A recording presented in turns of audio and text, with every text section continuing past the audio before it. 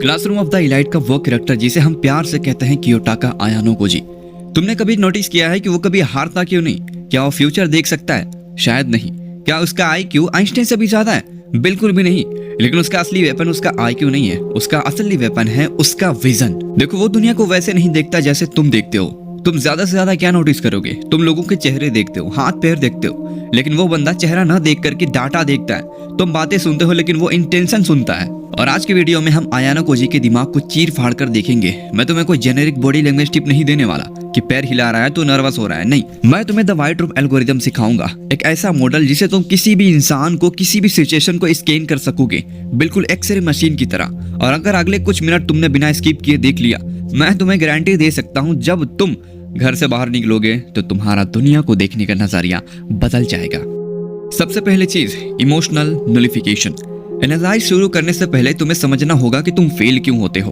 तुम इसलिए फेल होते हो क्योंकि तुम फील करते हो।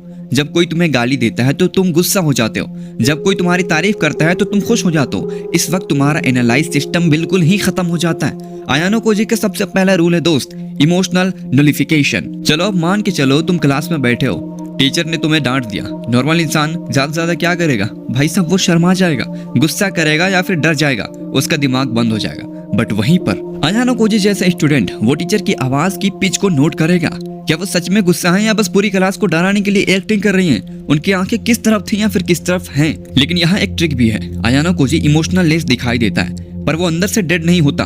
वो इमोशन को टूल की तरह यूज करता है। और हाँ, इस बात को याद रखना कि तुम्हें पत्थर दिल नहीं बनना, तुम्हें सिर्फ और सिर्फ शीशा बनना है। मुझे नहीं पता तुम इस चीज को कैसे करोगे, लेकिन इस चीज को जान लो कि तुम्हें अपने इमोशन को एक कमरे में बंद करना होगा। बिकॉज जब तक तुम अपने दिमाग को शांत नहीं कर पाते हो, तुम दुनिया की डार्क रियलिटी को कभी भी नहीं देख पाओगे। और अब आते हैं एक्चुअल टेक्निक पर। किसी भी चीज को एनालाइज कैसे करें? ज्यादातर लोग लेयर 1 तक देखते हैं, बट आयानो कोजी लेयर 3 तक जाता है। ये वो लेयर है जो इंसान तुम्हें दिखाना चाहते हैं, उसके कपड़े, उसकी स्माइल, उसकी बातें। अगर कोई सूट पहनकर आया है और कॉन्फिडेंस से बात कर रहा है तो तुम मान लेते हो कि वो सक्सेसफुल है। ये तुम्हारी सबसे बड़ी गलती है। और अगर तुम आयानो कोजी के फैन हो तो तुम्हें इस चीज को पता होगा कि आयानो कोजी लेयर 1 को नॉइज मानता है। Just ignore it. वो हमेशा इग्नोर कर देता है और तुम्हें भी इग्नोर करना है। अब बात करते हैं लेयर 2 की, ऐसी चीजें जो छुपाई नहीं जाती। ये है माइक्रो एक्सप्रेशन और बॉडी लैंग्वेज। लेकिन सुनो, यूट्यूब पर हजारों वीडियोस हैं जो कहती हैं हाथ फोल्ड किया इसका मतलब कुछ तो गड़बड़ है। भाई साहब, ये गलत सोच है, ये हम सब का मिथ है। अगर सच बताऊं तो ऐसा भी हो सकता है कि उसे ठंड लग रही हो। कॉन्टेक्स्ट मैटर करता है। इस चीज को समझो कि आयानो कोजी पैटर्न्स ढूंढता है, साइन नहीं। The baseline theory. पहले ऑब्जर्व करो कि वो इंसान नॉर्मल सिचुएशन में कैसा बिहेव करता है। क्या वो तेज बोलता है? क्या वो आंखें ज्यादा छपकाता है? जब तुम्हें उसका नॉर्मल पता चल जाएगा ना, तभी तुम उसका अब नॉर्मल पकड़ पाओगे। अब मान के चलो कि अगर कोई इंसान हमेशा तेज बोलता है, हमेशा, और अचानक धीरे बोलने लगे तो समझ जाना कुछ तो गड़बड़ है, समथिंग इज रॉन्ग। यही वो मोमेंट है जहां आयानो कोजी की नजरें शार्प हो जाती हैं। अब अगर तुमने यहाँ तक वीडियो देख लिया है तो सबसे पहले तो कॉन्ग्रेचुलेशन, बिकॉज अब मैं तुम्हें जो बताने वाला हूँ ना, ये सबसे ज्यादा डेंजरस है। ये डार्क साइकोलॉजी का असली खेल शुरू होता है। बिकॉज इस चीज को आयानो कोजी हमेशा हमेशा और हमेशा ही यूज करता है, और इसे कहते हैं द लेयर 3।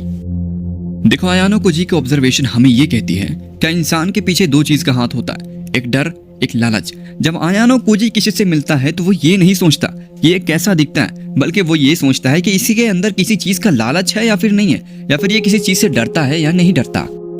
चलो अब हम मान के चलते हैं कि तुमने ऑब्जर्व कर लिया, तुमने इमोशन भी हटा दिए, लेकिन आयानो कोजी के पास अभी भी एक और पावर है जो उसे जीनियस बनाती है, द कनेक्टिंग डॉट्स। तुम्हारे पास इंफॉर्मेशन के टुकड़े हैं लेकिन वो बिखरे हुए हैं। आयानो कोजी के दिमाग एक डाटाबेस है। वो छोटी से छोटी चीजों को भी याद करके रखता है। उसने 3 दिन पहले कॉफी की जगह चाय मंगाई थी। उसने कहा था कि उसे कुत्तों से डर लगता है। ये सब की सब चीजें आयानो कोजी अपने दिमाग में फिट करता है, लोगों को ऑब्जर्व कर रहा होता है। लेकिन शायद तुम इस चीज को भूल गए कि मैंने वीडियो को शुरू में कहा था, हर डिटेल इंपॉर्टेंट है।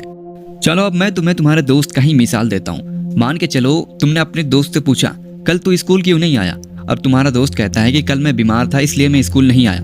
पहला वाला बंदा जो नॉर्मल होगा वो कुछ भी नहीं, चलो ठीक है भाई, कोई बात नहीं, होता रहता है। लेकिन तुम अगर ऑब्जर्वर हो, तुम हर चीज को ऑब्जर्व करते हो, इमोशनल लेस हो, हर चीज को समझते हो, तो तुम ऑब्जर्व करोगे उसके जूतों के नीचे थोड़ी सी मिट्टी लगी हुई है। जबकि कल तो बारिश ही नहीं हुई तुम्हारे शहर या तुम्हारे गांव में। लेकिन हाँ, तुम इस चीज को भी याद रखते हो कि आसपास शहरों में और गांवों में बारिश हुई तो तुम समझ जाते हो कि तुम्हारा दोस्त सरासर झूठ बोल रहा है। उसकी तबीयत खराब नहीं थी, वो बस इधर उधर घूम रहा था। शायद ऐसा भी हो सकता है कि उसने स्कूल बंक किया हो, वो लोगों से झूठ बोल रहा हो, अपने घर वालों से झूठ बोल रहा हो। और अगर तुम इस चीज को भी जानना चाहते हो कि वो स्कूल बंक किया है कि नहीं, तो तुम्हें और ऑब्जर्व करना पड़ेगा, और तुम कर भी सकते हो। अब अगर तुम्हें किसी से सच निकलवाना है तो आयानो कोजी का ये मेथड जरूर से यूज करना। एक गलत स्टेटमेंट बोलो, वो भी कॉन्फिडेंस के साथ। मान के चलो तुमने सामने वाले पर्सन से कहा कि मैंने सुना है कि कल तुम पार्टी में गए थे, और अगर सामने वाला बंदा झूठ नहीं बोल रहा होगा तो ज्यादातर चांस है वो बिना रुके तुरंत बोल देगा नहीं भाई मैं तो नहीं गया था। लेकिन अगर वो झूठ बोल रहा होगा तो थोड़ा सा पॉज लेगा और वो बोलेगा नहीं यार ऐसी कोई बात नहीं है, कौन सी पार्टी, कैसी पार्टी, मैं नहीं जानता। बस समझ जाना कि ज्यादातर चांस ये है कि वो झूठ बोल रहा होगा। लेकिन अगर वो तुरंत रिप्लाई दे दे तुम्हारी बातों का तो ज्यादातर चांस ये है कि वो सच बोल रहा है। खैर, वीडियो को करते हैं यहीं पर खत्म। और अगर तुम्हें वीडियो में कुछ भी चीजें समझ में आई हो, अगर कुछ भी चीजें समझ में नहीं आई हो तो कमेंट में पूछ सकते हो। और हाँ, वीडियो सही लगे तो वीडियो को लाइक, चैनल को सब्सक्राइब जरूर से कर देना।